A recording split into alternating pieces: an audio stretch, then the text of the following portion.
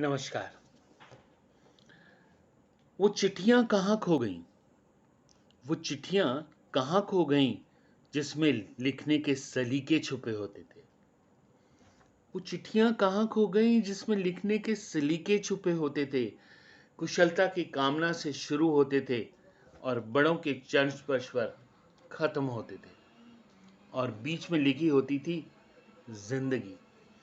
और बीच में लिखी होती थी जिंदगी। नन्हे के आने की खबर और माँ की तबीयत का दर्द। नन्हे के आने की खबर और माँ की तबीयत का दर्द और पैसे भेजने का अनुनय और फसलों के खराब होने की वजह।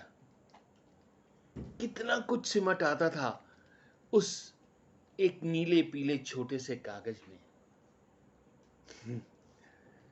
जिसे नवविवाहिता भागकर दिल से लगाती थी।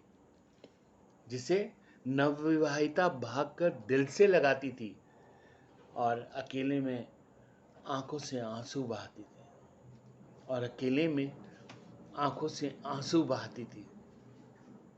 माँ की आस थी ये चिट्ठियाँ। माँ की आस थी ये चिट्ठियाँ और पिता का संबल भी थी ये चिट्ठियाँ। बच्चों का भविष्य भी थी ये चिट्ठियाँ और गांव का गौरव थी ये चिट्ठियाँ। डाकिया चिट्ठी लाएगा, डाकिया चिट्ठी लाएगा और बाँच के कोई सुनाएगा। देख देख कर चिट्ठी, देख देख कर चिट्ठी और कई बार छू छू कर चिट्ठी। देख देख कर चिट्ठी और कई बार छू छू कर चिट्ठी को अनपढ़ भी एहसासों को पढ़ लेते थे। अब तो स्क्रीन पर अंगूठा दौड़ता है और अक्सर दिल ही तोड़ता है। मोबाइल का स्पेस भर जाए तो सब कुछ 2 मिनट में डिलीट। मोबाइल का स्पेस भर जाए तो सब कुछ 2 मिनट में डिलीट। सब कुछ सिमट गया इस 6 इंच में।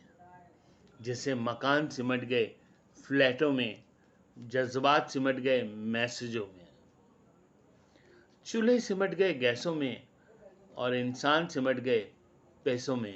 और इंसान सिमट गए पैसों में।